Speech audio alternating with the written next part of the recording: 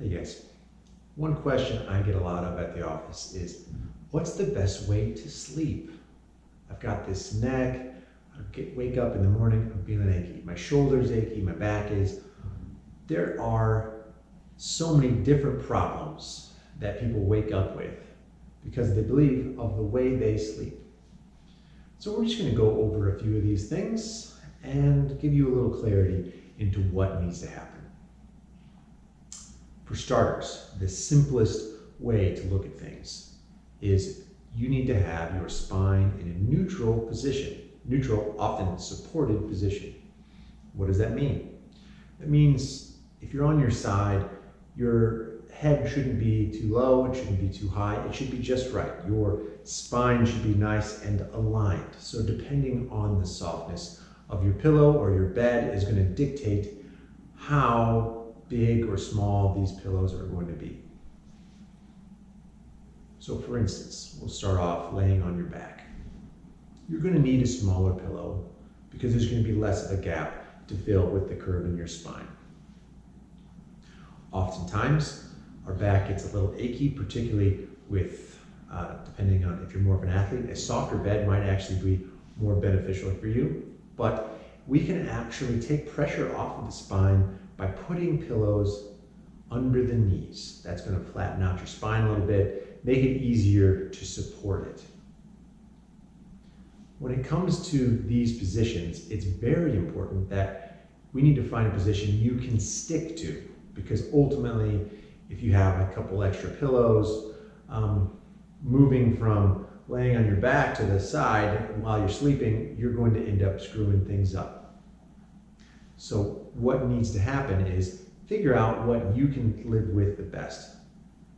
If you're a side sleeper, that's going to involve a couple things. One, we need to incorporate that neutral spine. Two, if you lay right on your shoulder, there's a bursa sac there. It's like a fluid-filled bubble that helps to make a mechanical advantage for muscles. So if you lay right on it, you're going to have a sore shoulder. So what I would recommend is you pull that bottom leg or the bottom arm around so you're laying flat on your scapula. That's going to eliminate a lot of the shoulder pressure. Doing that also will give you the ideal plane for that pillow to be in. So to know exactly where the pillow should be, how big it should be, I would set that shoulder first. If you have a particularly soft bed, something like a pillow underneath, under your rib cage, between your rib cage and your pelvis, a small one there to help support your spine so it doesn't sag is also recommended, as well as a pillow between your feet and your knees if we're really going to dial this in. As we get older and we lose muscle mass and lose fat, it becomes uncomfortable. You're almost bone on bone with your knees over each other. And if you have one knee on the bed and the other one just kind of laying there and you're kind of at this off-kilter position, you're going to rotate your spine and that's going to lead to more problems. Why is it important to have one position when you're sleeping or minimize the amount of changes you make? It's because as we get older, the problem is inflammation.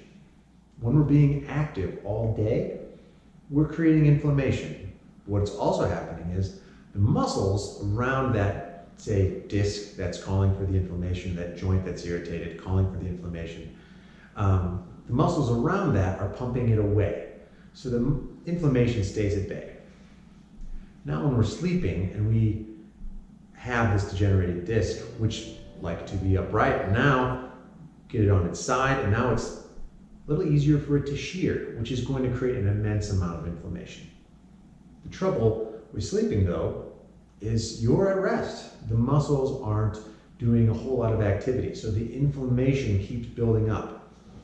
That's why many of us with arthritis and whatnot will be really stiff for the first hour or so in the morning. But once you're up and moving and those muscles are once again pumping along the spine, it pumps away the inflammation and we feel better.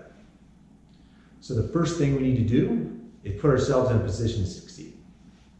What else? Well, we can look at a couple other things that are going to affect sleep. And that's going to be things that stress you out, managing stress, making sure we're not getting up out of bed or minimizing that. by being hydrated, but not drinking too late. Making sure that our nutrition is on point, because honestly, if you're missing some nutrients, you're not going to fall asleep easily and you're not going to stay asleep very well. Under this video in the resources, I will have a list of supplements that are not melatonin that can help you get to sleep and stay asleep. So that's what we have. I don't mention sleeping face down because oftentimes that means you have to rotate the spine one way or the other. It's not like a lot of us have a hole in the middle of a pillow, so it's not really sustainable, particularly if you have a neck or low back problem. So you're either going to be on your side or on your back. If you don't like sleeping with a pillow, crossing your legs in bed will also alleviate some of that curve in your spine as well. Personally, I sleep almost like a dead guy like this with my legs crossed. It looks really creepy, but it works for me. So these are some basic things you can do to ensure the best sleep. Put yourself in a position to succeed, and if that's not doing it, maybe work with some supplementation like some different forms of magnesium and whatnot, as I said, listed below, of things that you can do to help you get and stay to sleep, to get that quality rest that your body needs. Thanks for watching.